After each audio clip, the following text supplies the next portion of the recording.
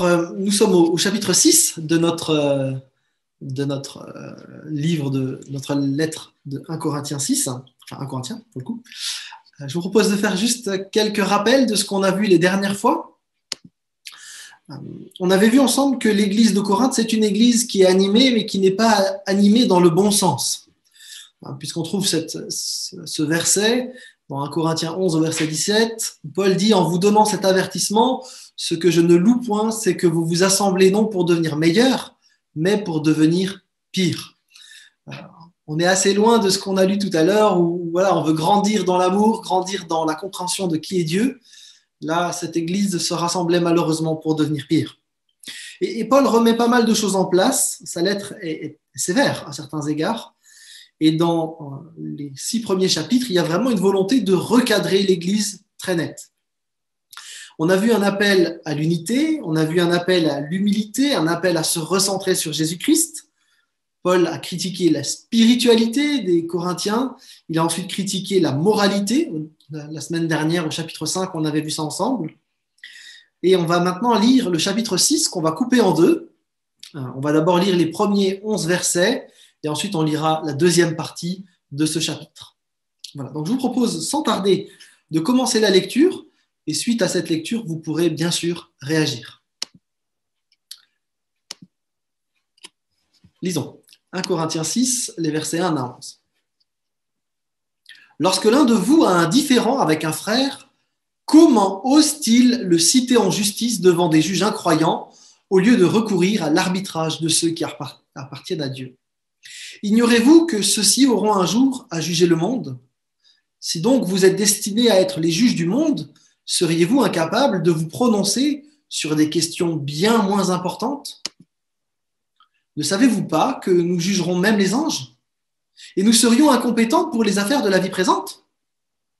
Or, si vous avez des litiges au sujet des affaires de la vie courante, vous prenez comme juges des gens qui ne comptent pour rien dans l'Église. Je le dis à votre honte, n'y a-t-il vraiment pas un seul homme sage parmi vous qui puisse servir d'arbitre entre ses frères? Faut-il qu'on se traîne en justice entre frères et qu'on aille plaider l'un contre l'autre devant des incroyants? De toute façon, vos différends constituent déjà une défaite. Pourquoi ne souffrez-vous pas plutôt l'injustice? Pourquoi ne consentez-vous pas plutôt à vous laisser dépouiller? Mais non, c'est au contraire vous qui commettez des injustices et dépouillez les autres. Et ce sont vos frères que vous traitez ainsi. Ne savez-vous pas que ceux qui pratiquent l'injustice n'auront aucune part au royaume de Dieu? Ne vous y trompez pas. Il n'y aura point de part dans l'héritage de ce royaume pour les débauchés, les idolâtres, les adultères, les pervers ou les homosexuels, ni pour les voleurs, les avares, pas plus que pour les ivrognes, les calomniateurs ou les malhonnêtes. Voilà bien ce que vous étiez, certains d'entre vous. Mais vous avez été lavés, vous avez été purifiés du péché, vous en avez été déclarés justes au nom du Seigneur Jésus-Christ et par l'Esprit de notre Dieu. Le texte parle donc, vous avez bien compris, de justice, de procès entre chrétiens. Et Paul aborde un problème grave qui se passe dans l'église de Corinthe. On a l'impression avec cette église de jamais voir le bout des problèmes. Je ne sais pas, mais ça fait 6 chapitres qu'on lit les choses de cette église. Ça fait 6 chapitres que finalement, plus on tourne les pages, plus on se dit mais c'est pas possible, c'est quoi cette église, quoi. Alors ici, quel est le problème? Eh bien, le problème, c'est qu'il y a des chrétiens qui se retrouvent en procès dans des tribunaux les uns contre les autres. Alors, on ne sait pas exactement de quel type de problème il est question, mais après, avec les versets 3 et 7, 8, on peut penser que ce sont des problèmes de vie courante, probablement liés à des questions d'argent ou de propriété. C'est probablement pour ça que les chrétiens se traînent dans les tribunaux. Alors, ça vaut la peine qu'on s'arrête un petit peu et qu'on parle de la justice au temps des apôtres, voir comment ça fonctionnait, pour pouvoir y voir un peu plus clair. En fait, l'organisation du monde judiciaire à l'époque, au temps des apôtres, on la voit à différents endroits dans le Nouveau Testament, notamment quand il y a des prévenus remarquables, on pense à Jean-Baptiste, Jésus, Étienne ou Paul qui sont arrêtés. Là, on voit le système judiciaire qui fonctionne. À l'époque de Paul, si vous voulez, il y a deux manières de gérer les choses au niveau local. Au niveau local, vous avez soit des notables, qu'on appelle parfois des juges, ou plutôt des sages, des rabbis, qui vont gérer les conflits à l'amiable. Donc, on est dans une espèce de régulation avec un médiateur extérieur. Mais on voit aussi se développer des cours de justice locale professionnelle avec des gens qui sont payés pour rendre la justice. Et en particulier, on a des scribes qui vont exercer cette fonction. Si vous regardez dans vos Bibles, Marc 12, verset 40, vous allez voir que Jésus a un discours assez violent à l'égard de ces scribes qui profitent finalement des affaires courantes pour s'enrichir, et en particulier pour s'enrichir sur le dos des plus faibles. Parce que plus vous avez de l'argent, plus vous pouviez orienter la justice, pour le dire un petit peu de cette manière-là. Et donc, le discours est assez violent. Vous avez aussi la parabole du juge inique dans Luc 18, où cet homme qui n'est pas forcément que attiré vers l'argent, mais en fait, comme il n'a pas grand-chose à gagner avec la veuve, il ne se démène pas beaucoup pour pouvoir rendre justice pour elle. Donc, vous voyez que le système professionnel, il n'est pas de la même nature que ce qu'on a aujourd'hui en France. On était sur un système professionnel, mais qui surtout récupérait pas mal d'argent. On se rend compte du coup avec ces deux organisations locales que finalement l'argent est quand même beaucoup au cœur du système judiciaire. Et en fait, dans l'église de Corinthe, la question de l'argent, elle avait pollué, si on veut dire comme ça, les relations entre les chrétiens. Certains en réclamaient à d'autres, et donc ils étaient prêts à payer pour pouvoir récupérer de l'argent d'autres chrétiens. Et puis il y avait ceux qui profitaient du système pour s'enrichir. Dans l'organisation toujours, si au niveau local, on n'arrivait pas à gérer des affaires, ça pouvait monter un cran plus haut. Et donc là, on avait parfois le roi ou le procurateur qui exerçait lui-même la fonction judiciaire. Et à ce moment-là, ça se faisait à date fixe, souvent sur une semaine précise. Et c'est pour ça que vous avez des prévenus comme Paul qui vont attendre pendant des mois et des mois d'être jugés, parce que en fait, c'était à l'étage du dessus, c'était pas au niveau local. Ça va? Ok. Alors, dans les procès, les parties en présence devaient, comme aux époques plus anciennes, pouvoir citer 2 ou 3 témoins, forcément des hommes, pour pouvoir appuyer leur déclaration. On ne sait pas s'il y avait déjà des avocats professionnels. La question est débattue en théologie et en histoire. En tout cas, le mot avocat existe, mais seulement chez l'apôtre Jean. Et Jean, c'est le dernier à écrire dans le Nouveau Testament, donc il est possible que la fonction d'avocat, de paraklétos, elle soit tardive en fait. Chez Jean, vous savez, le paraclète, l'avocat, c'est celui qui va, enfin, c'est le mot qu'on va utiliser pour le Saint-Esprit, qui défend les chrétiens dans le jugement divin. Dans les peines de prison ou dans les peines de justice, vous aviez des amendes, des remboursements, la prison ou les peines capitales, les coups de fouet qui pouvaient être rendus. Donc voilà. Donc ça, c'était le système judiciaire à l'époque de Paul. Donc 2 échelons locaux, un échelon plus haut. Et dans notre texte, ce qu'il faut bien comprendre, c'est que Paul, il n'est pas en train de critiquer le système judiciaire de son époque. En fait, Paul lui-même, il a fait appel à la justice. Alors, si vous regardez Acte 22, Acte 25, Paul fait appel à la justice de son temps. Donc, il n'est pas en train de critiquer ceux qui feraient appel à la justice de son temps. En fait, pour lui, le scandale, ce n'est pas du côté du tribunal ou de la justice humaine, mais c'est du côté de l'Église. C'est qu'en fait, l'Église, au lieu de régler les conflits entre eux, ils vont immédiatement dans les tribunaux pour régler leurs affaires. Et en particulier, pour récupérer de l'argent. C'est vraiment ça le fond du problème. Et on sent dans le texte et dans la manière dont l'apôtre en parle une certaine déception de l'apôtre Paul. Ce désordre qui est là contribue encore un peu plus à abîmer les relations entre chrétiens.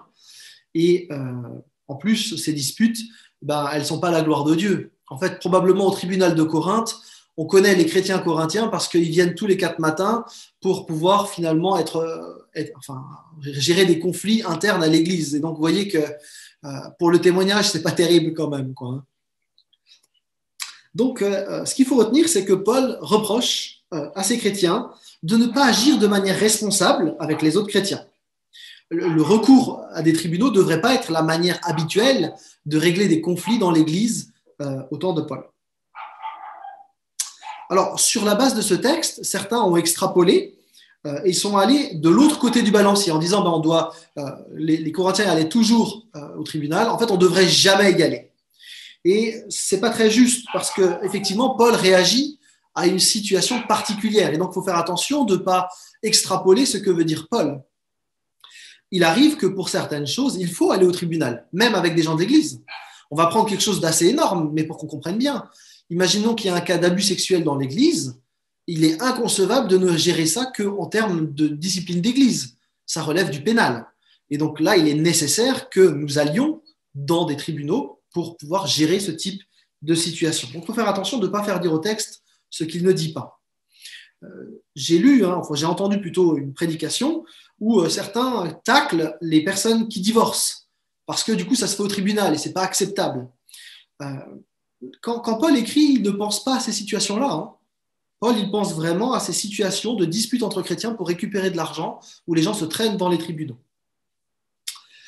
Le texte a aussi été mal interprété parce que la suite du texte parle de se laisser dépouiller. Et là aussi, on a dit pas mal de choses. Certains disent il faut se laisser dépouiller en toutes circonstances parce qu'on est chrétien. C'est encore un enseignement qui n'est pas juste. Je vais vous donner un petit truc qui peut vous aider. En fait, si vous voulez savoir si un enseignement est juste, vous pouvez vous poser deux questions. En vous disant, mais si cet enseignement est juste, alors qu'est-ce que ça dit de Dieu? Et si cet enseignement il est juste, qu'est-ce que ça dit des humains? Dans le cas présent, si on est appelé à se laisser dépouiller en toutes circonstances, ça dirait de Dieu que Dieu est un Dieu injuste, qu'il valide l'injustice. Il permettrait ainsi aux méchants d'avoir gain de cause, de ne pas être inquiétés. Et puis ça voudrait dire, par ailleurs, au côté humain, que le chrétien ne vaut rien, qu'il n'a pas de valeur et que finalement on peut lui marcher dessus, ce n'est pas un problème. En poussant le raisonnement, on se rend compte que ce raisonnement de se laisser dépouiller en tout temps n'est pas juste. Ça ne peut pas être juste. En fait, Paul dit autre chose dans notre texte. En fait, il reproche aux chrétiens de courir vers les tribunaux pour régler des choses entre eux, mais surtout de monter les choses en épingle pour pouvoir gagner de l'argent. Il y a un conflit dans l'Église et puis pour avoir de l'argent, je vais monter le truc au maximum pour pouvoir finalement avoir des dommages et intérêts parce que mon frère m'a fait du tort. Et c'est comme ça que les Corinthiens géraient les choses. En fait, l'appât de l'argent était tellement grand que ça pourrissait complètement leur relation. Pourquoi je dis ça? Quand vous regardez le verset 8 de manière plus précise, vous voyez bien que c'est la question de l'argent qui est au cœur de la motivation de l'action des chrétiens. Ces chrétiens, ils cherchaient par ce moyen à dépouiller les autres, leurs ennemis, donc de se venger et de faire du mal. Et donc Paul, il interpelle les chrétiens de Corinthe en 4 temps, avec 4 remarques qu'on va essayer de regarder un peu plus en détail ensemble. Donc ces 4 remarques, les voici. La première, c'est de dire que vous, les chrétiens, vous serez juges. Paul, il invite les chrétiens à assumer et à réaliser les responsabilités qu'ils ont. En fait, Paul les interpelle à ne pas chercher simplement leur propre intérêt financier, mais à considérer le projet de Dieu, parce que nous sommes des co-gérants, vous vous souvenez. Et donc, on a les capacités de régler les conflits par la prière, par l'action du Saint-Esprit en nous, on a du discernement. Et donc, on devrait pouvoir être en capacité de gérer ce genre de situation. On retrouve une phrase ici, ignorez-vous que, ne savez-vous pas que, c'est selon les versions, mais c'est la même phrase qu'on a déjà vue dans le passé. Vous vous souvenez, à Corinthiens 3,16, ne savez-vous pas que vous êtes un temple de Dieu? Puis en Corinthiens 5, ne savez-vous pas qu'un peu de levain fait lever toute la pâte? Donc on a toute une série là de ne savez-vous pas. On va la retrouver 6 fois dans notre chapitre 6, cette expression. Donc c'est absolument énorme. Et à chaque fois, c'est pour attirer l'attention sur une vérité fondamentale. Ici, très clairement, Paul attire notre attention sur le fait que nous aurons un jour à juger le monde. Et dans le verset suivant, nous aurons même à juger les anges. Mais c'est assez curieux cette expression de juger le monde et les anges. Parce que normalement, réfléchissons un instant, qui est-ce qui est censé juger le monde? C'est Christ. Qui d'autre pourrait juger le monde que Christ? Alors, en Jean 5, verset 22-23 par exemple, c'est clairement mentionné que c'est Christ qui va juger. C'est lui seul qui est capable de prononcer des jugements qui déterminent l'éternité des gens. Donc, quel est le rôle des chrétiens dans le jugement du monde finalement?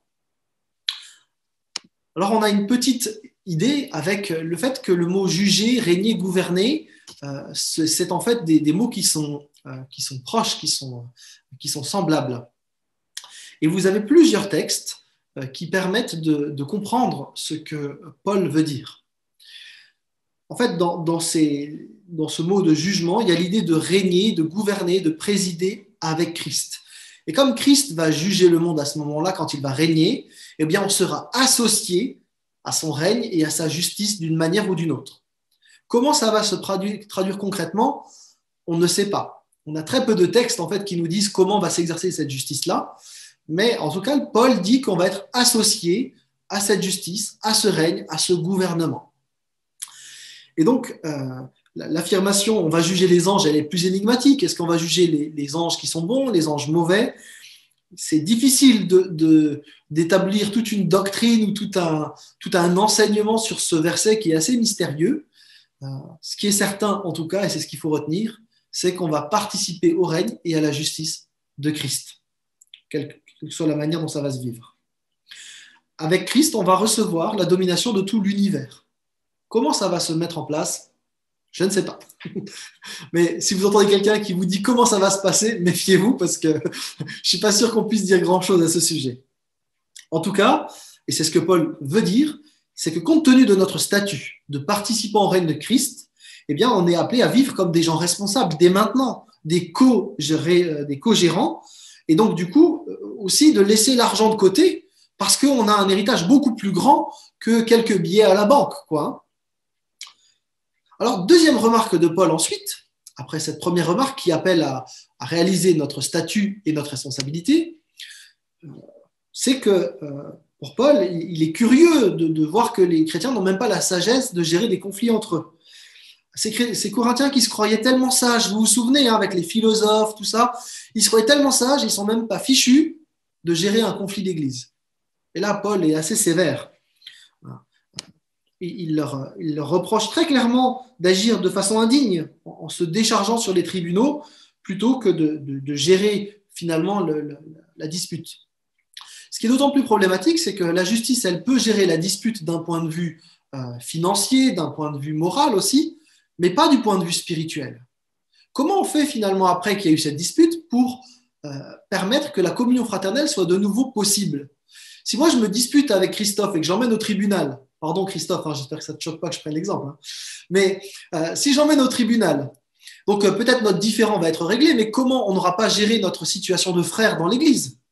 Et vous comprenez que l'Église ne peut pas se défausser simplement sur les tribunaux. Il y a quelque chose de l'ordre spirituel, puisque Christophe et moi, nous sommes frères et co-gestionnaires du projet de Dieu. Il y a quelque chose qui doit se vivre entre nous dans l'Église pour pouvoir reprendre finalement le chemin de la construction du projet de Dieu.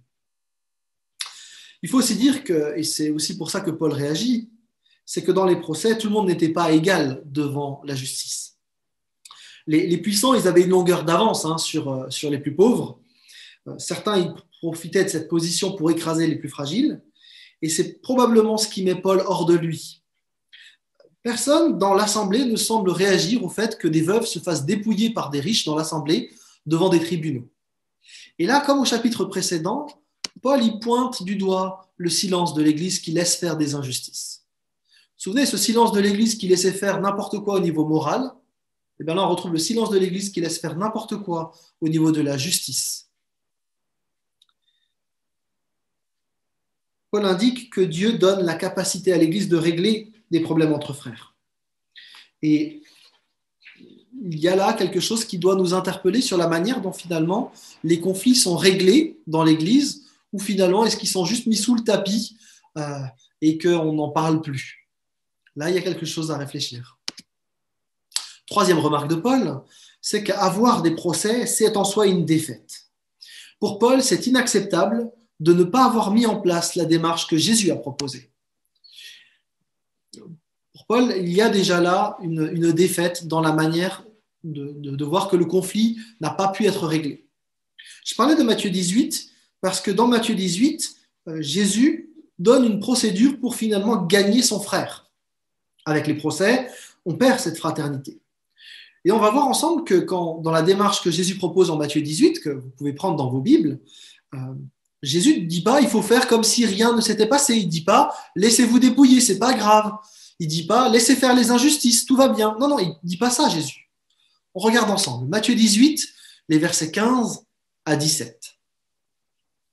Si ton frère a péché, va et reprends-le entre toi et lui seul. S'il t'écoute, tu as gagné ton frère. Ça, c'est l'objectif. Mais s'il ne t'écoute pas, prends avec toi une ou deux personnes afin que toute l'affaire se règle sur la déclaration de 2 ou 3 témoins. S'il refuse de les écouter, dis-le à l'Église. Et s'il refuse aussi d'écouter l'Église, qu'il soit pour toi comme un païen et un publicain. Donc, si on résume la démarche que Jésus propose, c'est qu'en cas de conflit, on est appelé à trouver son frère seul à seul. Le but, c'est de s'expliquer, c'est qu'il y ait du pardon et de la réparation. Christophe et moi, on a un problème. Eh bien, si j'ai fait du tort à Christophe, il va venir me trouver, il va me dire, écoute Mathieu, je trouve que tu as mal agi à cet endroit. Si c'est l'inverse, je ferai l'inverse. Et puis, on va s'expliquer. Je vais demander pardon si j'ai tort. Il va me demander pardon s'il a tort. On va pouvoir réparer le tort d'une manière ou d'une autre. Et puis, on va pouvoir repartir en frère dans le projet de Dieu. Mais si Christophe me dit quelque chose et que je refuse de reconnaître cette injustice, quelque chose d'important, hein, alors Christophe peut venir avec un ou deux témoins pour pouvoir me convaincre que finalement, ce que j'ai fait n'était pas juste, parce que peut-être voilà, le conflit est allé assez loin et je ne veux pas reconnaître les choses. Si ce n'est toujours pas le cas, il est question de le faire devant l'Église. Les modalités sont à discuter ici. Et puis, si je ne reconnais toujours pas les torts, vous remarquez que Jésus ne dit pas « Christophe, c'est pas grave, laisse faire l'injustice ». Non, il est question d'exclusion là. Donc, vous voyez que la procédure de Jésus, elle ne valide pas du tout l'injustice. Le laisser faire ou la loi du silence, le « oh, ben, c'est pas grave, je vais lui pardonner et puis on n'en parle plus », c'est pas dans la démarche biblique parce que j'ai quelque chose vis-à-vis de Christophe qui n'est pas réglé. Ça va ? Et donc, du coup, ce n'est qu'après la repentance qu'il peut y avoir pardon et réintégration.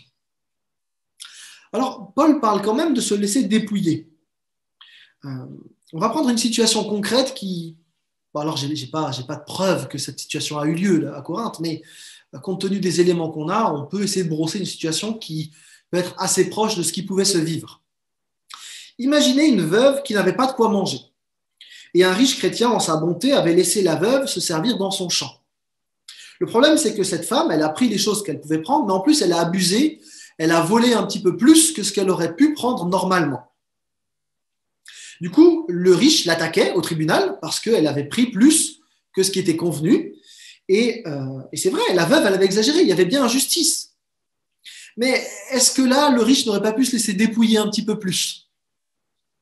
Vous voyez, c'est plutôt dans cet ordre-là que la question se pose dans le texte. Alors, on peut imaginer des situations analogues, hein, mais on est vraiment dans cet ordre d'idée-là. On ne sait pas à quelle situation Paul fait référence, mais il nous invite à considérer notre frère avant notre argent. Et en ce sens, se laisser dépouiller sans pour autant laisser l'injustice régner. Hein, c'est d'interpeller son frère, sa sœur, tout en disant, écoute, maintenant, voilà, on va lâcher ça. Mais ce que tu as fait là, je ne suis pas d'accord. Plutôt que de traîner au tribunal. Vous voyez la différence ?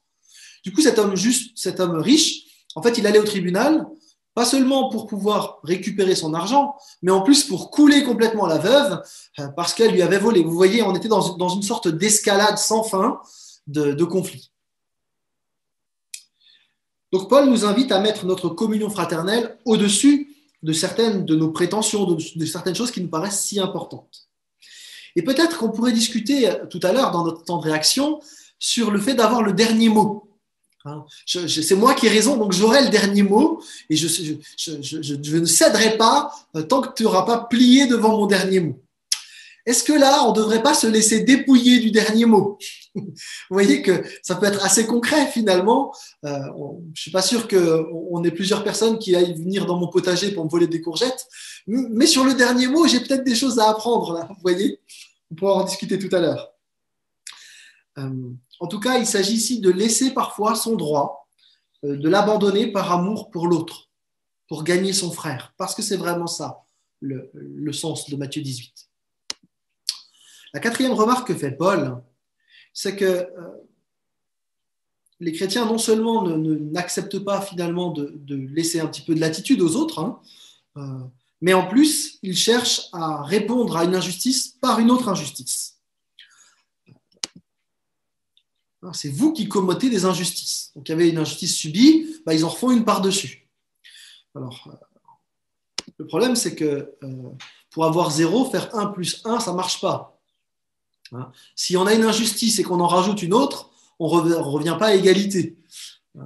J'ai discuté avec mes enfants hier soir parce qu'il y a eu une sorte de montée de crise comme ça. Oui, mais elle m'a fait ça. Oui, mais lui, il m'a fait ça. Et puis, j'ai rajouté, oui, c'est normal parce qu'elle m'a fait ça. Et donc, en fait, on ne s'en sortait pas puisqu'on avait une addition de plus en plus salée. Et en fait, on n'avait toujours pas réglé le problème de départ qui était qu'il y avait une injustice commise au tout début. Et donc, de la même manière, dans l'Église, il ne s'agit pas de rajouter de l'injustice à l'injustice, mais de finalement reconnaître ce qui est faux, de se demander pardon et de régulariser la situation.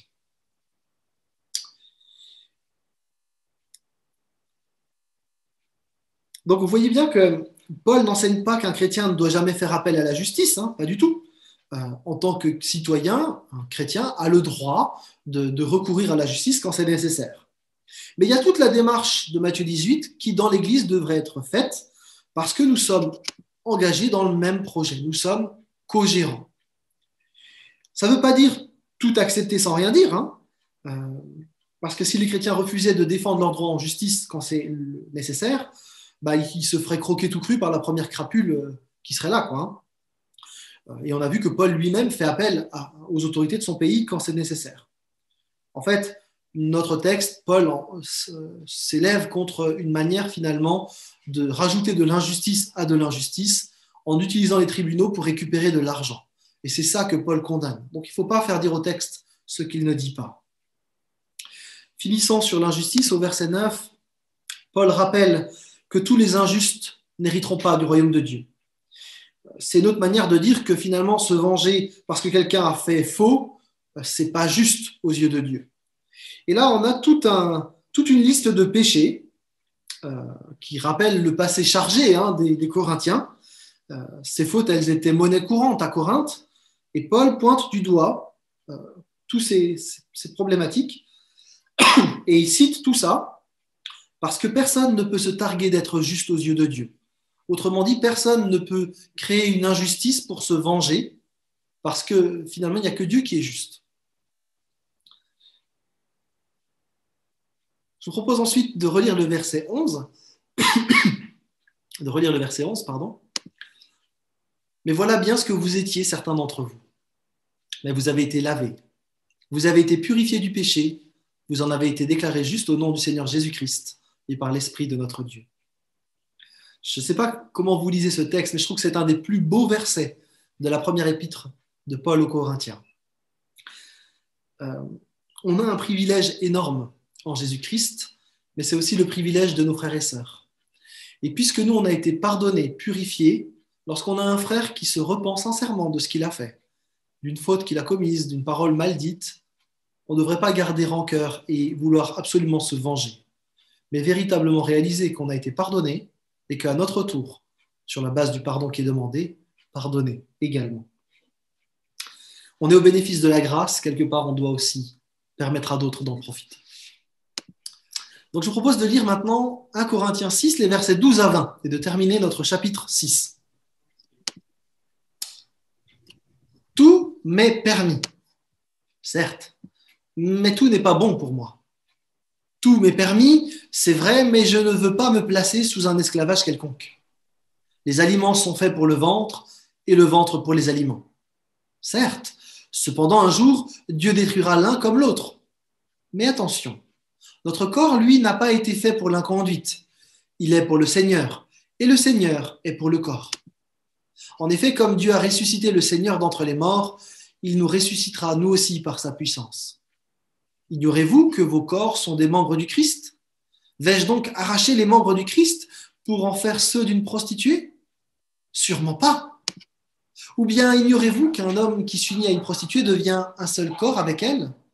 Car il est écrit « les deux ne feront plus qu'un ». Mais celui qui s'unit au Seigneur devient, lui, un seul esprit avec lui. C'est pourquoi fuyez les unions illégitimes. Tous les autres péchés qu'un homme peut commettre n'impliquent pas intégralement son corps. Mais celui qui se livre à la débauche pêche, contre son propre corps? Ou bien encore, ignorez-vous que votre corps est le temple même du Saint-Esprit qui vous a été donné par Dieu et qui maintenant demeure en vous? Vous ne vous appartenez donc pas à vous-même, car vous avez été rachetés à grand prix. Honorez donc Dieu dans votre corps. Paul aborde là maintenant un autre problème qui troublait l'assemblée de Corinthe, celui de la liberté dans le domaine sexuel en particulier. Et le texte commence avec cette expression « tout m'est permis ». Alors, c'était un slogan de certains Corinthiens, c'est une citation des Corinthiens. Comme Paul avait enseigné que les chrétiens étaient libres, notamment les exigences de la loi par rapport à l'alimentaire, pas d'obligation de manger cachère, libre par rapport à la circoncision, etc., eh bien, certains Corinthiens, sous prétexte de la grâce, eh bien, détournaient les paroles de l'apôtre et ils se sentaient libres d'adopter finalement le comportement qu'ils voulaient. Et du coup, ils avaient généralisé cette liberté à toute leur vie, comme par exemple d'aller fréquenter des prostituées qui étaient tout à fait dans leur liberté, ou au contraire, l'ascétisme qu'on va voir plus tard, de personnes qui disaient moi, j'ai surtout pas de relation sexuelle avec ma femme, parce que surtout, il ne faudrait pas me souiller le corps. Vous voyez, on avait deux extrêmes à Corinthe. Donc là, Paul critique en particulier tous ceux qui vont dire tout est permis au nom de la liberté. La semaine dernière, on avait vu des gens qui disaient que tout était permis au nom de l'amour. Et Paul avait dit non, tout n'est pas possible, même au nom de l'amour. Il y a un cadre biblique. Et cette semaine, Paul dit tout n'est pas possible, même au nom de la liberté. Il y a un cadre. Au nom de la liberté, on ne peut pas tout faire. Et en fait, on retrouve ici le mensonge dont on a déjà parlé plusieurs fois ensemble. Vous vous en souvenez certainement. Peu importe la manière de vivre du moment qu'on croit en Jésus. Ça, c'est un mensonge que Paul dénonce depuis 3 chapitres. Et donc là, encore une fois, Paul nous invite là à dénoncer ce mensonge. Et on doit s'arrêter ici pour réfléchir ensemble, parce que nous avons beaucoup de chance sur la liberté en Christ. Mais la liberté en Christ n'est pas toujours bien comprise. Notre liberté de chrétien, c'est celle d'obéir à Dieu. Ce n'est que ça, notre liberté. J'aimerais vous l'expliquer. Si on vit une liberté hors de la volonté de Dieu, en fait, on fonce droit dans le péché. Avant, nous étions esclaves du péché. Mais le péché, ce n'est pas juste une histoire de morale, les amis. Le péché, c'est l'autonomie vis-à-vis de Dieu. C'est le fait d'être son propre maître et de ne pas tenir compte de Dieu. Donc, à partir du moment où je dis je suis libre, je fais ce que je veux, je ne tiens pas compte de Dieu, en fait, je fonce dans le péché, je retourne dans l'esclavage. Vous comprenez? La liberté, c'est d'être soumis à Dieu et d'être dans sa volonté. Il n'y a pas de liberté ailleurs que dans la volonté de Dieu. Toute liberté ailleurs de la volonté de Dieu, ça s'appelle le péché ou l'esclavage du péché. D'ailleurs, c'est assez intéressant que dans notre société où on dit on est sans Dieu, sans maître, voilà, on est libre de tout. Finalement, quand on regarde bien, les gens ne sont pas tellement libres parce qu'on peut être esclave de plein de choses finalement. Esclave du regard des autres, esclave de l'égoïsme, de l'individualisme, de nos téléphones portables. La première personne à qui on fait un câlin le matin, c'est notre téléphone. On est esclave de la pub, on est esclave de plein de choses. On peut être esclave de la boisson, de la drogue, de la pornographie, de notre réussite professionnelle, de notre prestige, de nos mauvaises pensées, de l'argent, d'une vie mal orientée, etc., etc., etc. En fait, à chaque fois qu'on parle de liberté sans Christ, on est dans un esclavage, l'esclavage du péché. L'autonomie vis-à-vis de Dieu, c'est un esclavage. Du coup, proclamer comme ça, je suis libre de tout, je fais ce que je veux, je ne m'occupe pas de ce que Dieu a donné comme cadre, c'est une illusion de liberté qui s'appelle le péché. Du côté de Corinthe, dans leur arrogance, les chrétiens étaient convaincus de leur grande sagesse, assurés d'avoir tous les droits en tant que citoyens du ciel. Et donc, ils disaient, on est libre maintenant. En fait, ils ne comprenaient pas ce que c'était la vraie liberté. Ils ne comprenaient pas que l'autonomie vis-à-vis de Dieu, ce n'est pas de la liberté. Ma liberté, elle est liée à mon obéissance à Dieu, en réalité. Les Corinthiens, ils croyaient en particulier que le corps, leur enveloppe charnelle, ne servait à rien. Et en fait, dans notre texte, Paul va faire de la théologie du corps. Il va dire ce que Dieu pense du corps. Ça va?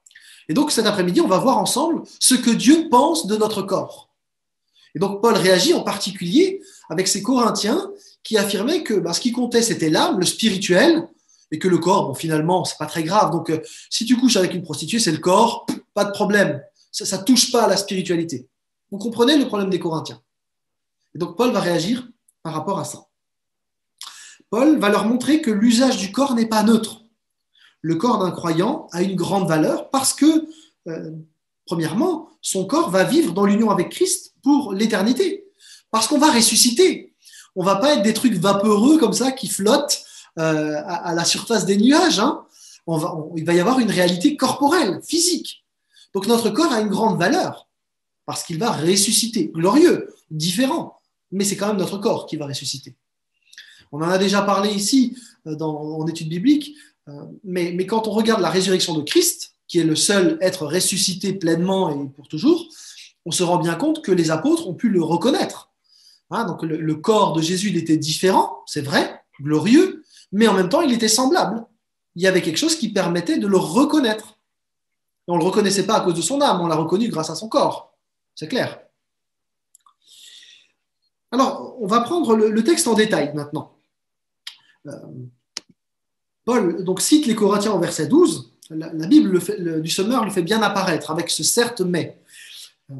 Vous avez d'autres traductions qui ne le rendent pas aussi nettement que c'est une citation des Corinthiens. Et il faut bien comprendre que ces citations des Corinthiens qui sont glissées dans le texte, elles ne nous aident pas à avoir une lecture fluide du texte. Il y a certains passages qui vont être assez difficiles à comprendre à cause de ces certes mais. Ici, on peut repérer que c'est une citation, comme à d'autres endroits, parce qu'il y a un mais, où il y a parfois un toutefois, où il y a une expression qui dit mais le contraire. Et donc, vous avez une phrase et puis ensuite le contraire. Ça n'a pas de sens que Paul dise un truc et son contraire dans la même phrase, vous êtes d'accord? Et donc ici, on a une expression qui vient des Corinthiens. À chaque fois que vous avez un texte où Paul dit une chose et son contraire, il faudra vous méfier. Il y a peut-être une citation des Corinthiens en amont. Et alors, ça a des implications énormes dans certains textes qui vont suivre, qu'on va voir ensemble. Hein. Je pense à 1 Corinthiens 14 en particulier, hein, où vous avez toute une expression, et puis ensuite vous avez un toutefois, et vous avez exactement le contraire. Si c'est une citation des Corinthiens, ça change complètement le texte. On continue. Donc Paul, en plus, répond à leur lettre, hein, donc il faut vraiment le garder. Au verset 12, donc, Paul dit, les Corinthiens, tout m'est permis. Oui, c'est vrai, mais en partie seulement. Vous avez raison, tout est permis en tant que chrétien, mais il y a un mais, il y a un cadre. Il y a une certaine limite. Le chrétien n'a pas la liberté de faire ce que Dieu interdit, par exemple. Alors, c'est vrai, dans le Nouveau Testament, on n'est pas assujetti à toute une longue liste de commandements comme ça. Hein. Paul dit d'ailleurs aux Galates, hein, c'est pour la liberté que Christ nous a affranchis. Hein. Demeurez donc fermes et ne vous laissez pas mettre de nouveau sous le joug de la servitude. Donc Paul a déjà dit aux Galates qu'il pouvait y avoir une liberté qui est un piège. Alors, il ne faudrait pas tomber dans le légalisme, où on a toute une liste de lois comme ça à respecter en tant que chrétien. Le chrétien ne doit pas aller au cinéma, le chrétien ne doit pas manger de chewing-gum, le chrétien ne doit pas ceci. Et donc, vous avez toute une liste comme ça qui est déroulée, qui change d'ailleurs en fonction des légalistes. Hein. Ça, c'est pas juste. Mais à l'inverse, le laxisme n'est pas plus juste. Et on en a déjà parlé hein, dans les études précédentes, mais on retrouve ça. La vie qu'on mène dans notre société nous oblige à prendre position dans une multitude de situations où la Bible est silencieuse. En fait, Dieu donne beaucoup de liberté à ses enfants. Il désire simplement que nous, en tant que chrétiens, nous prenions nos responsabilités. Et il y a des principes qui ont été posés pour pouvoir finalement naviguer dans la multiplicité de situations possibles. Donc, si Paul il est en train de dire « oui, tout est permis, il y a une certaine liberté », il va donner d'autres principes. Le premier principe qu'il va donner, donc tout est permis, certes, mais tout n'est pas bon pour moi, ou tout n'est pas utile. On a chacun une quantité limitée de temps, d'énergie, de capacité matérielle, physique, et on pourrait avoir beaucoup de choses qui réclament notre attention. Le sport, la télévision, les passe-temps, le cinéma, les jeux, les produits achetés. Et Dieu nous demande d'utiliser notre liberté mais en tenant compte aussi de ce qui est utile. Si je passe ma vie devant les jeux vidéo, je suis libre en Christ de le faire. Bon, déjà, ça poserait une question par rapport à l'addiction, aux cyberdépendances. Mais au-delà de ça, est-ce que véritablement, je vais utiliser mes dons que Dieu m'a donnés pour son projet en passant ma vie devant les jeux vidéo? Donc tout est permis, oui, mais tout n'est pas utile. Je suis appelé à être un co-gestionnaire du projet de Dieu. Et donc l'utilité se définit aussi à cet endroit-là. Ça va? Comme on est co-gestionnaire, eh bien, on est appelé aussi à servir Dieu, à vivre des choses qui vont être utiles, qui vont être bonnes. Donc on a ici un critère assez pratique pour faire un tri. C'est pas que est-ce que c'est permis? Vous avez parfois des personnes qui disent oui, mais dans la Bible, est-ce qu'on a un verset qui dit qu'on n'a pas le droit de faire ça? En règle générale, on n'a pas beaucoup de versets qui disent qu'on n'a pas le droit de faire. Mais là, on a un principe. On a la liberté, mais est-ce que c'est utile? Est-ce que c'est bon? Ensuite, on a un autre principe que Paul donne. C'est que une pratique pourrait nous enlever notre liberté que nous avons en Christ. Et Paul nous invite justement à ne pas retomber dans un esclavage quelconque. Pousser au maximum à des abus, le vin, le sport, Internet, le travail et plein d'autres choses qui par ailleurs ne sont pas interdites pourraient être des pièges pour le chrétien. Et donc la Bible elle nous laisse la liberté sur ces sujets-là. On a le droit de boire du vin, ce n'est pas un problème. Mais est-ce qu'en en abusant, je ne vais pas aller trop loin? Vous comprenez l'enjeu? C'est la question de la responsabilité et de la manière dont on utilise notre liberté. Donc ces choses ne sont pas interdites, mais l'invitation que Dieu nous appelle à vivre dans la sanctification reste toujours valable. Soyez saints, car je suis saint. Donc tout est permis, c'est vrai, mais tout n'est pas bon, tout n'est pas utile, et on ne veut pas se placer sous un esclavage quelconque. Donc on a ces deux principes qui vont nous aider à naviguer dans la liberté qui est la nôtre. Ça va? Donc, ce sont des principes qui peuvent nous aider dans notre vie de tous les jours. Dans la suite du texte, je fais un petit peu un teaser pour la prochaine fois, mais Paul va donner d'autres principes, notamment au chapitre 10. Est-ce que ça contribue à l'édification des autres? En Christ, je suis libre de tout. Mais est-ce que finalement, mon attitude va être édifiante pour les autres? Je reprends mon exemple du jeu vidéo, parce que je trouve que ça n'engage pas trop de monde, je pense, autour de la table. Là. Si je passe ma vie sur les jeux vidéo, j'ai le droit. Mais est-ce que ça va contribuer à l'édification des autres? Peut-être que je serai plus utile dans un groupe de jeunes ou à participer à la vie d'une église, à encourager un frère. Ça ne veut pas dire que je n'ai jamais le droit d'en faire. Mais si je passe ma vie dessus, c'est problématique, vous comprenez? Un autre principe, c'est est-ce que ça prend en compte par amour l'intérêt de l'autre? Je suis libre de tout, mais est-ce que je prends en compte l'intérêt de l'autre? Ensuite, je suis libre de tout, mais est-ce que je peux le faire pour la gloire de Dieu? Bonne question aussi. Est-ce que dans ma liberté, je suis en mesure de glorifier Dieu? Et est-ce que ça pourrait être une pierre d'achoppement pour quelqu'un? Parce que peut-être jouer à un jeu vidéo comme ça avec mon fils, ce n'est pas un problème. Mais peut-être que si je suis avec quelqu'un qui était cyberdépendant et qui vient juste de s'en sortir et je dis allez viens on va faire un jeu vidéo, peut-être que je vais être une occasion de chute alors que c'était dans notre liberté. Vous comprenez? Tous ces principes-là nous permettent finalement de donner un cadre dans lequel on peut avancer dans la liberté que Dieu nous offre. Donc il n'y a pas une série de lois ou de versets qui diraient tu as le droit de faire ça, tu n'as pas le droit de faire ça, mais on a des principes qui sont posés et qui nous appellent finalement à être responsables, à être libre et responsable de notre vie. Ça va? Alors, je continue encore un petit peu. Dans les versets 13 et 14, Paul cite de nouveau là, ses adversaires qui s'appuient encore sur un enseignement de Paul qui disait, en fait, vous pouvez manger de tout, ce n'est pas un problème. Et du coup, les Corinthiens se servaient de ces expressions-là pour finalement vivre ce qu'ils avaient envie. Et en disant notamment que ce qui touche le corps n'est pas grave, on l'avait vu. Paul dit que le corps fait partie intégrante de notre être et que ce corps appartient aussi à Christ. Et donc, il va le justifier de différentes manières. Au verset 14, il va parler de la résurrection. Il va nous ressusciter, nous aussi, par sa puissance. Dit autrement, il va utiliser notre corps pour faire passer sa gloire. Du coup, on ne peut pas dévaloriser le corps comme le faisaient les Grecs de Corinthe. Ce n'est pas possible. L'enseignement en fait des Corinthiens sur la séparation âme et corps, elle l'emmenait très très loin. Parce que euh, certains affirmaient du coup de pouvoir coucher avec une prostituée sans en être affecté spirituellement. Et là, Paul réagit de manière très forte. En fait, il nous invite à ne pas du tout séparer le corps du reste de notre être.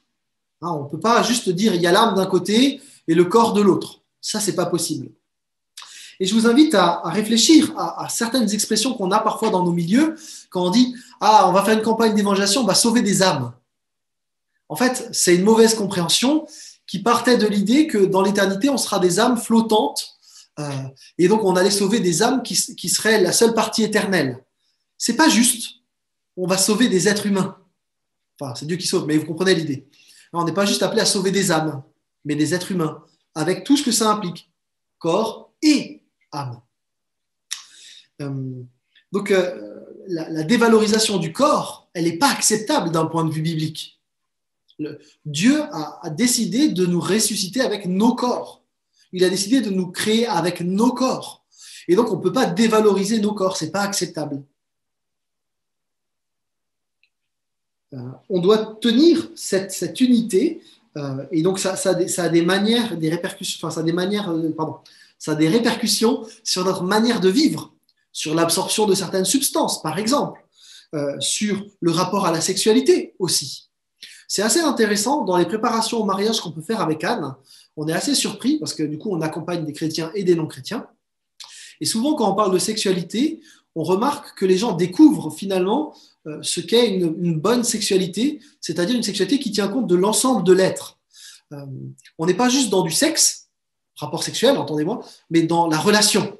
Et quand on dit, mais en fait, quand vous soignez votre relation, vous prenez un café, que vous discutez ensemble, vous êtes en train de soigner votre sexualité, en fait, les gens, ils font des grands yeux, parce qu'en fait, ils ne réalisaient pas que nous sommes un tout. Or, dans la sexualité, on le sait aujourd'hui, clairement, tout le monde le dit, psychothérapeutes, etc., savent que pour avoir une bonne sexualité, il faut avoir une bonne relation. Et donc, du coup, la Bible, dans la théologie du corps, nous dit clairement que notre corps est lié au reste. Et on le sait. Quelqu'un qui stresse énormément pourrait très vite avoir des crises d'asthme ou des problématiques de peau. Quelqu'un qui a des problématiques mentales, ça va avoir des répercussions sur son corps. Donc, le tout est lié, toujours ensemble. Donc, on ne peut pas mettre le corps d'un côté et le spirituel de l'autre. Vous comprenez bien ? Donc, la dévalorisation du corps, elle n'est pas acceptable de ce point de vue-là. Pour Paul, nous sommes unis à Christ avec nos corps. Et donc, c'est avec tout mon être que je suis appelé à rendre gloire à Dieu, et je vais le faire dans l'éternité avec tout mon corps, ressuscité. Je ne serai pas juste un truc vaporeux. Je vais glorifier Dieu dans l'éternité avec mon corps. Et donc, je suis appelé à le vivre dès maintenant. Donc, Paul, il condamne, sans aucune nuance, la pratique des Corinthiens à l'égard des prostituées. Le problème à Corinthe, on l'avait vu dans l'introduction, c'est que la prostitution, c'était quasiment un sport local, quoi. Certains chrétiens, ils prétendaient continuer comme ça à se livrer à la débauche comme autrefois, en disant, mais on est quand même unis au Christ, c'est pas grave. Et là, Paul dit, non, mais ça ne marche pas. Votre rapport au corps, il n'est pas juste. Et donc, Paul cite un passage de Genèse, où il va ensuite, donc dans Genèse 16, un texte dans Genèse 24, il pose de nouveau le principe, ce qu'on fait avec notre corps implique aussi le Seigneur, puisque nous sommes unis à Christ. Au verset 18, Paul souligne la gravité de ce qui se passe là. Alors que les Corinthiens disaient, oui, mais c'est pas grave un péché avec le corps. En fait, Paul, il dit, mais c'est vachement grave, en fait. Parce que le corps, quand on fait un péché avec son corps, en fait, on embarque tout l'être entier. Quand c'est un mensonge, on le fait juste avec la langue. Mais quand c'est tout le corps qui est impliqué, vous voyez, il grossit exprès pour que les Corinthiens réalisent que le corps, c'est pas quelque chose avec lequel on pourrait pécher sans vergogne, quoi. Et donc, il invite aussi à fuir. Lorsqu'il y a une tentation sexuelle, un peu comme Joseph dans Genèse, il ne s'agit pas de faire le costaud, mais de fuir ce type de relation qui pourrait être tendancieuse et amener à glisser. Donc, le péché est un problème même quand il touche le corps. Parce que par le corps, eh bien, le péché atteint l'être tout entier. Donc, vous comprenez bien, Paul y met là toute son énergie pour que les chrétiens ne saucissonnent pas l'être humain en plusieurs parties, corps, âme, esprit. En fait, Paul parle toujours d'un tout uni. Et on ne peut pas être chrétien et laisser la moindre parcelle de notre vie, de notre être, qui ne serait pas sous la dépendance de Christ, y compris notre corps. L'enjeu pour Paul, c'est pas de dire combien il y a de parties dans l'être humain. Vous avez parfois des gens qui se battent pour dire ouais, il y a 2 parties, il y a 3 parties, il y a 4 parties, il y a 5 parties. En fait, Paul, il ne parle pas de ça. Il dit il y a un être humain avec un corps et avec un être intérieur ou une âme, ou vous mettez ce que vous voulez comme mot. Mais l'enjeu de Paul, c'est bien de dire qu'il y a un tout. Il y a un tout qui est pas coupable. Et tout doit être à Christ, nécessairement en tant que chrétien. Et donc, du coup, eh bien, on est appelé à vivre pour la gloire de Dieu de tout notre être. De tout notre être.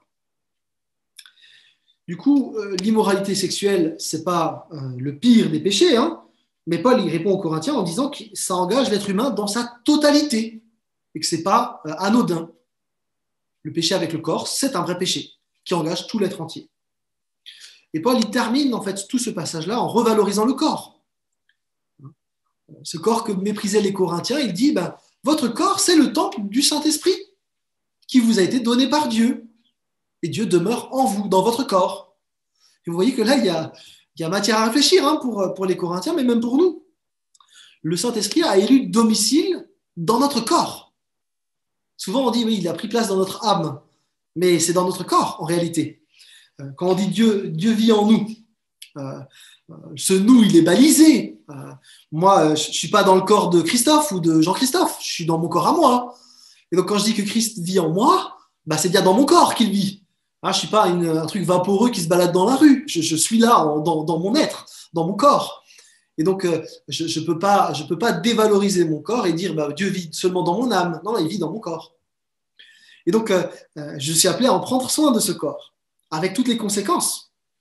Et donc, Paul termine en disant les Corinthiens n'ont pas le droit de faire ce que bon leur semble avec leur corps, et en particulier d'entretenir des relations sexuelles illégitimes avec des prostituées. Puisque notre corps est le temple de Dieu, par l'Esprit, eh bien, on doit le traiter avec un grand respect. Il n'est pas question de le mépriser ou de le traiter comme s'il était mauvais en soi. On est appelé à rendre gloire à Dieu aussi dans notre corps. Je propose de relire le verset 20, du coup, pour terminer cette session. Vous avez été rachetés à grand prix, honorez donc Dieu dans votre corps. On a été rachetés pour la liberté, on est appelé à vivre en homme libre, attaché à Dieu de tout notre être, y compris avec notre corps. Et cette liberté, elle ne peut se vivre, comme dit, que dans la liberté avec Dieu, dans l'obéissance avec Dieu. Alors pour terminer, une petite histoire. On raconte qu'Abraham Lincoln se rendit un jour sur la place où on vendait des esclaves. Vous savez qu'il était contre l'esclavage, hein, et une jeune femme noire très belle était mise en vente. Alors Lincoln a fait une offre qui a été contrée, et puis le prix augmentait très très vite. Et Lincoln, il a continué jusqu'à remporter finalement le prix de l'esclave. La jeune femme lui a été donnée, et ils ont quitté ensemble le marché. Alors elle méprisait Lincoln à ce moment-là parce qu'elle se disait en elle-même, maintenant voilà, je vais subir les abus. Il m'a acheté, maintenant ça y est, c'est bon, ça va commencer. Et Lincoln va lui dire quelque chose qui l'a étonné en disant, mais mademoiselle, maintenant vous êtes libre. Alors elle répond, mais libre de quoi? De ce que je veux? Oui, répondit Lincoln, vous êtes libre de tout. Je suis libre de devenir tout ce que je veux? Oui, insista Lincoln. Libre d'aller où je veux? Oui, répondit Lincoln.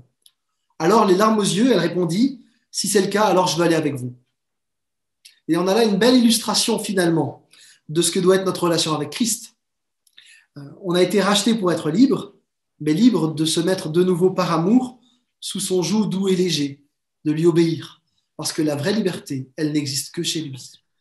Alors, je vous propose de prendre juste le temps de conclure en essayant de retenir quelques éléments, les éléments qu'on peut garder de cette étude. Donc, qu'est-ce que retenir? La première des choses qu'on pourrait garder, c'est que tout n'est pas acceptable, ni au nom de l'amour, ni au nom de la liberté. Dieu a fixé un cadre pour qu'on puisse être heureux. Ça vaut la peine de prendre le temps de considérer ce que Dieu nous propose de vivre. Il y a un mensonge qui existe et qu'il faut condamner dans nos propres vies, dans notre société aussi, quelque part. Euh, peu importe la manière de vivre du moment qu'on croit en Jésus, ce n'est pas juste, ce n'est pas acceptable. En fait, nous avons des principes qui nous permettent de canaliser cette liberté qui nous est offerte. Tout est permis, certes, mais est-ce que c'est utile? Est-ce que c'est bon pour moi? Tout m'est permis, mais est-ce que ça ne me vole pas ma liberté? Tout est permis, mais est-ce que ça contribue à l'édification des autres? Tout m'est permis, mais est-ce que ça prend en compte par amour l'intérêt de l'autre? Tout est permis, mais est-ce que je peux le faire pour la gloire de Dieu? Tout m'est permis, mais est-ce que ce que je fais serait une pierre d'achoppement pour quelqu'un? Là, on a, disons, un cadre qui est assez différent de la liberté ambiante dont on entend parler tout le temps. Une liberté ici, dans le cadre biblique, une liberté qui est prête parfois à laisser sa liberté de côté par amour pour les autres. Je suis libre de critiquer ou de caricaturer, mais je ne vais pas le faire si ça va choquer, par exemple. Il y a peut-être là des principes éthiques qui seraient intéressants de partager avec d'autres, en tout cas. Et puis, on a vu toute cette théologie du corps.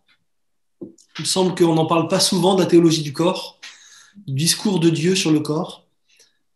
Je trouve que c'est utile d'avoir des textes comme 1 Corinthiens 6 pour recadrer de manière claire la manière dont Dieu considère nos corps. Ce corps qui fait partie de notre être, qu'on ne peut pas séparer du reste. Avec cette idée que la dévalorisation du corps n'est pas acceptable, mais que nous sommes véritablement unis à Christ avec nos corps et qu'on sera unis avec lui pour l'éternité avec nos corps. Que les péchés du corps touchent tout l'être. Donc, avec cette invitation de ne pas couper l'être humain en parties, vous amusez pas à débattre entre les... voilà, est-ce qu'on doit être trichotomiste ou dichotomiste? Ça veut dire est-ce qu'on a l'âme, le corps, l'esprit, etc. Comment ça se découpe? Mais véritablement de garder l'entièreté. Tout est à Christ. Et qu'on veut vivre pour la gloire de Dieu, de tout notre être. Avec cette idée que notre corps est la résidence de Dieu. Je vous propose de prier pour terminer cette étude. Je vais prier simplement. Seigneur notre Dieu, merci pour ce texte de la lettre de Paul, la première lettre de Paul aux Corinthiens. Il y a tant de choses à y apprendre. Seigneur, nous voulons conformer nos vies à ton enseignement, parce que c'est bon pour nous. Seigneur, nous ne voulons pas vivre une liberté illusoire qui nous priverait de finalement ce qui est véritable. Nous voulons te suivre toi, parce que tu sais ce qui est bon pour nous. Nous voulons t'honorer dans nos corps, nous voulons t'honorer dans tout notre être entier. Et nous te prions, Saint-Esprit, de nous aider à avancer avec toi. Merci parce que tu veux nous permettre d'avancer chacun personnellement, mais aussi en Église, dans nos relations les uns avec les autres. Et Seigneur, on ne veut pas se traîner dans des tribunaux, mais on veut vivre du pardon, vivre de la grâce, vivre d'une manière qui t'honore. Amen.